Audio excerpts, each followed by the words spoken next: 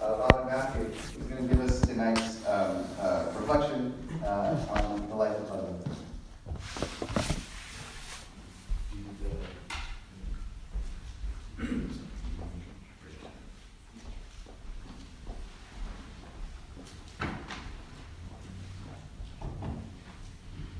In the name of the Father, Son, and the Holy Spirit. Amen. It's the first week of November, and in New Jersey we have already started preparing for winter. What do we do for winter in preparation? We change our wardrobe, stock up winter clothing, we switch our ACs from the cooling mode to the heating mode. We change our clock to save the daylight. We call it daylight saving time, right? As I just mentioned. What else do we do? We call a sprinkler guy to make sure that the sprinklers are winterized. So we pump all the water out and they do whatever they want to do to just make sure that the pipes are all safe. Oh, that reminds me, did you have your tires checked for winter? To make sure that your driving conditions are going to be okay during winter? I would like to describe a few scenarios. Please listen very carefully and raise your hands if you have been in that situation. A few scenarios. It's winter and you're stopped at a traffic light, waiting for the light to turn, waiting forever, it never happens. So you take one moment to look at WhatsApp, like I do sometimes. Look at your phone. And just that moment, the light turns and the person behind you starts honking. Have you been in that situation? Raise your hands. There are very few people here, so you can, if you want, raise both hands. Scenario number 2, let's try this out. It's winter.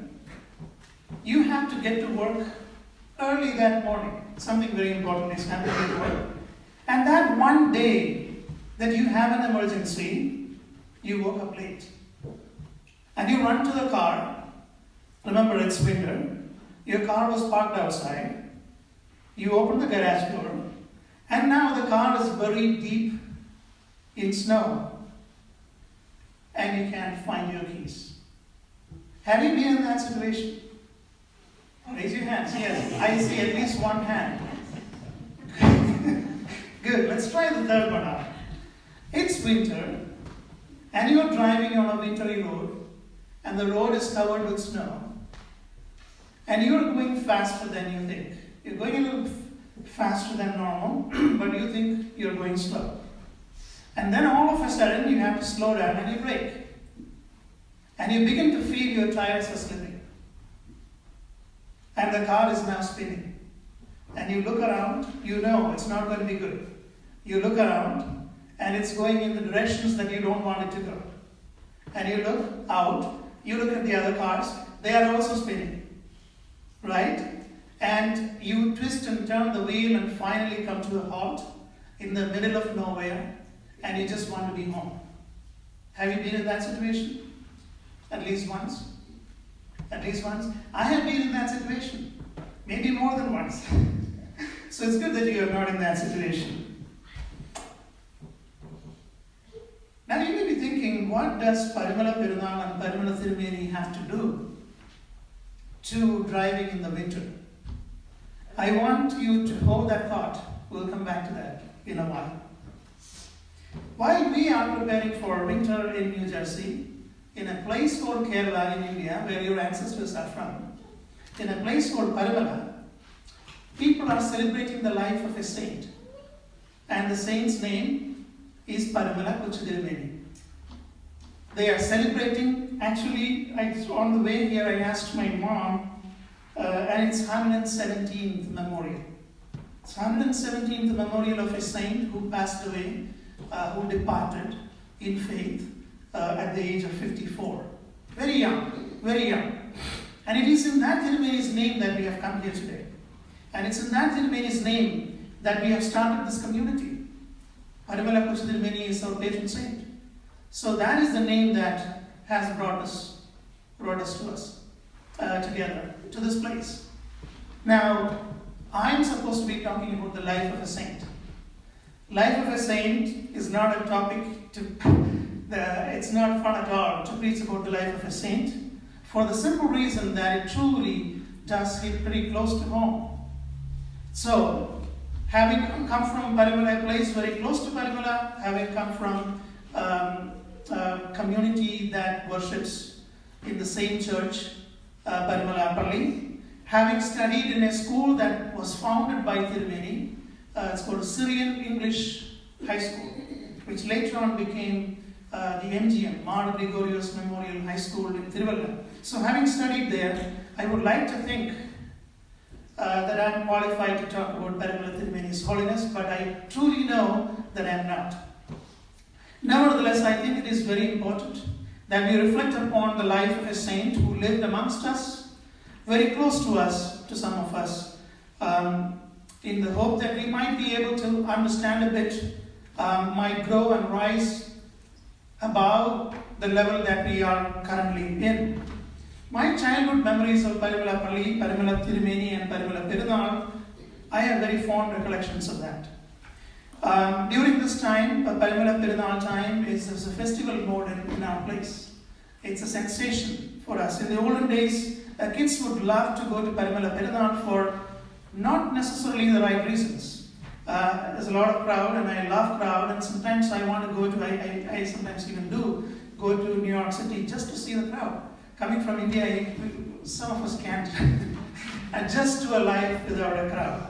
So there is a lot of crowd, you can see a lot of people of different kinds, but the primary attractions used to be, toy vendors. Like, so you go with your pocket money and you can buy all these little wonderful toys, often very colorful, and then you have these sweet vendors. You have these carts where, people come and stand there with sweets. So you go and buy those sweets. The filthy, the fly-infested dates, I specifically remember. In the padam, and the number of parayna, each erikina in the padam, take a taste down the so Parumala Perunal's samayam, it was the time to be a part of all of this fun. But at the same time, as I grew up, like I said, I went to a school that was founded by Parumala Tirumeni, MGM High School in Tiruvalla, and during this time we go on a procession from Tiruvalla. We walk all the way from Tiruvalla to Parumala during these days, visiting all the churches in between, and then finally reaching there the next day or so. And that used to be such a wonderful experience of my childhood memories. But Parumala never used to be such a beautiful, developed place as it is today. The history goes back, and I don't know if it is completely true, but I have read that Parumala used to be a place, an abode of antisocial elements. And it used to be where all kinds of bad people lived. There used to be all kinds of bad practices. They used to sacrifice elephants. I don't know why specifically elephants, but they used to sacrifice animals, specifically elephants. And then there used to be even, several hundred years ago, there used to be even human sacrifice, I've heard. I have no reason to disbelieve that. I think may be true, but I don't know if it's completely true. And a place like that is where somebody like Parumala Tirumeni came and influenced the place, influenced the lives, and transformed it into a beacon of light that we see today as Parumala. But I would like to ask a different question. What kind of a Tirumeni was Parumala Tirumeni? What made him a saint? If we think that Parumala Tirumeni was a saint who sat and meditated the entire day and only did that, and completely immersed himself in prayer, looking upwards, and if you think that is the only thing he did, nothing can be farther from reality. Tirumeni, on the contrary, was a saint who did not live like a saint. In our own understanding, we have an image of a saint. Tirumeni lived like an ordinary man, and he stepped out of his role as a religious leader into the common mass, touched the lives, like I said before, and became a part of the vibrant life that was around him. That was the kind of a Tirumeni that he was. If you look at the examples, you can see hundreds and hundreds of examples. And if you listen to, as I did, as my family has been for the past several days, if you listen to all of these sermons on Parumala Tirumeni, you will hear one after the other so many examples of miracles, of various ways in which Tirumeni influenced our lives. You may have heard, I'm sure you've heard about the prayer life of Parumala Tirumeni, which everyone knows.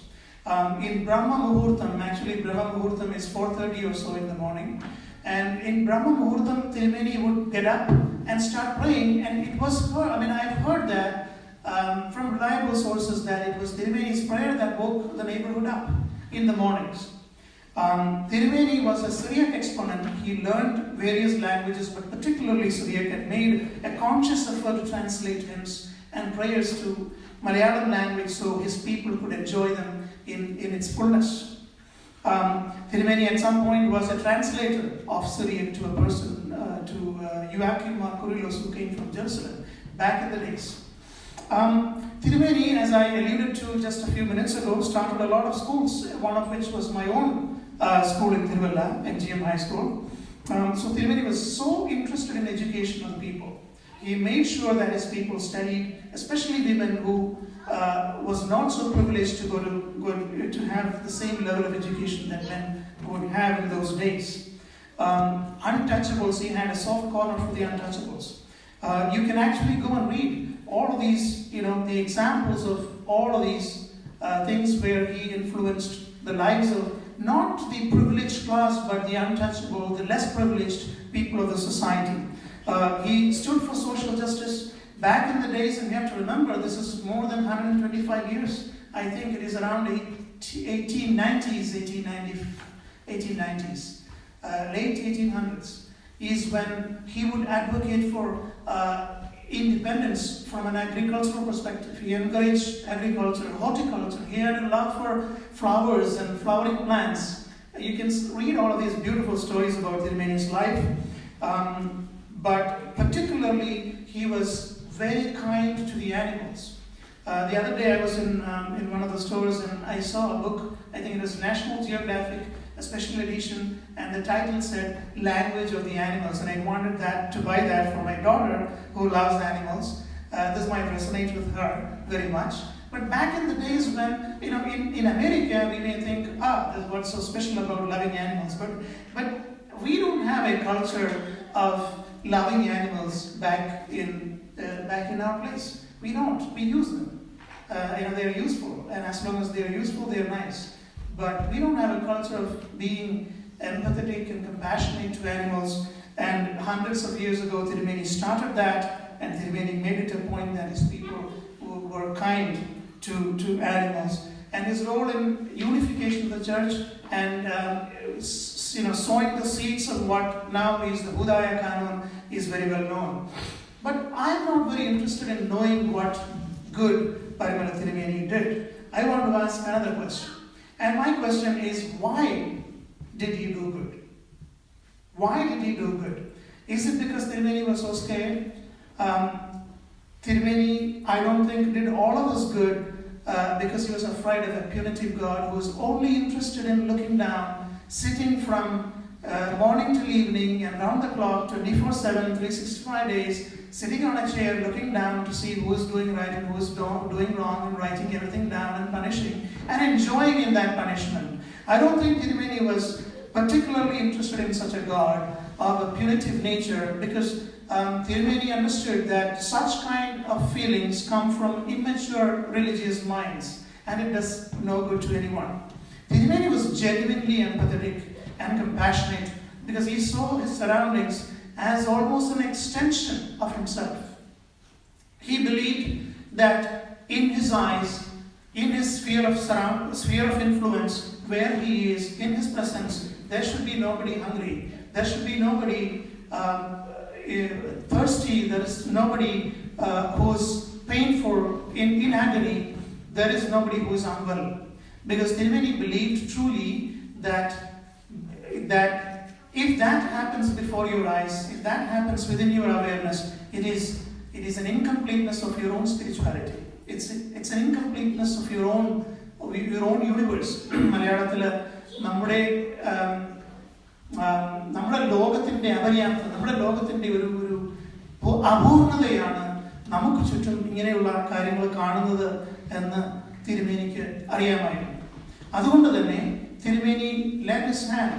തിരുമേനി embodied a holiness that was not truly confined within the walls of the church. He stepped out and he touched where he needed to be touched and transformed those lives. I would like to ask one more question which may be a little more provocative. Why do we need one more saint? We have a lot of saints. We live in a place and a time when we have self-declared saints. You know, Jesus Christ was approached by somebody and somebody asked him, who is the Nallavanaya Guru? Who is, I don't know, the English translation is not coming to my mind at the moment, but the righteous leader, Nallavanaya Guru. Who is the Nallavanaya Guru? And he said, only God is and nobody else. We live in a place and a time where we have self-declared Nallavanaya Gurus. People call themselves Nallavanaya Gurus. So in such a time when we can walk without hitting a saint on the way, we live amongst people who claim to be saints and even otherwise declared saints. We have so many of them. So why do we need one more saint? Is it because we look at their picture? And I'm sure we all have Tirumeni's pictures at our houses. There is no Orthodox family where Tirumeni's picture is not there. Sometimes on the wall, very often on the wall, sometimes on the lockets, even on the rings. We have Tirumeni everywhere. Why do we need a saint? Is it because we can look at the picture and try to be like a saint and try to look like a saint, like Tirumeni is? I truly don't think that is the best goal that we can have. Because, I'm not hesitant to say that if we all look like Parumala Tirumeni and walk like Parumala Tirumeni, maybe that is not very consistent with the idea of the vibrant world that God has in mind. We are humans. We have our lives, and in our lives, what is the relevance that somebody like Parumala Tirumeni can have in our lives? It is not because of, we truly have the potential to be like a saint like Parumala Tirumeni, but I think we need saints because we are humans. Primarily because we are humans. Primarily because we need saints because we need corrections. Primarily because we drive on slippery roads. Our lives are slippery roads. We have to often drive under those harsh conditions. And we will often find ourselves losing traction on the road, and we'll find ourselves slipping in life. We will look around and we want to find some anchor point.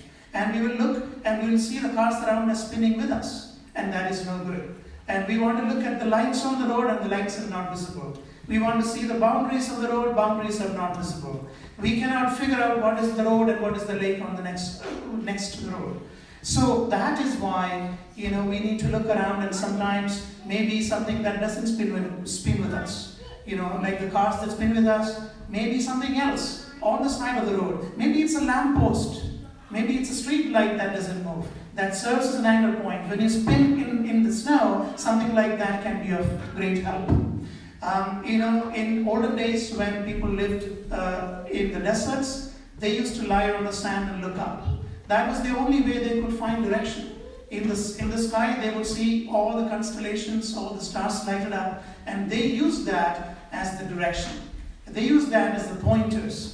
And maybe we need saints because we need pointers in our lives. In fact, in the book of Daniel, chapter 12, verse 3, it says, those who are wise will shine like the brightness of the heavens, and those who lead many to righteousness like the stars forever and ever. Those who lead others to righteousness, in Malayalam, anegare neediyilekku nayikunnavar.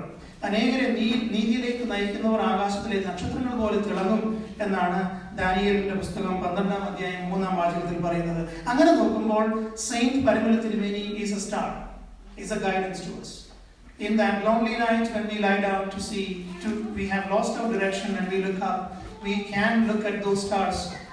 Saints like Parimala Tirumeni will show us which way to go. If we are honest, with our humanness, if we are honest with our shortcomings, if we are willing to correct, then these saints can touch our lives and have a real significance in our lives, and that is when it reaches its full meaning. And beyond that, we can look around us, and there are people, and they are also spinning, and they are in need of an anchor point, and we can be those anchor points in their lives. In their lives, we can maybe hold their hands and raise them to a level that they only aspire to be in, and we can show the direction when they feel they have nothing else to hope for, and that is the relevance of the life of a saint like Parimala Tirumeni in our lives. If we can do that, if we can look at Parimala Tirumeni as an anchor point when we are lost, something that gives us direction, and if we emulate that character and try to be like the one for the people around us when they are lost, when they are on the slippery condition, spinning, finding a stability in their life, then and only then, I think Parimala Perunal and Parimala Tirumeni's life is of any meaning to us. And I truly hope and pray and remind first myself and then to you all that we should take this as an opportunity and meditate upon the life of Parimala Tirumeni and make that as an example in our own lives. ആയതിന് ദൈവത്തിന്റെ പരിശുദ്ധാത്മാവ് നമ്മളെ സഹായിക്കട്ടെ എന്ന് പ്രാർത്ഥിച്ചുകൊണ്ട് thank you.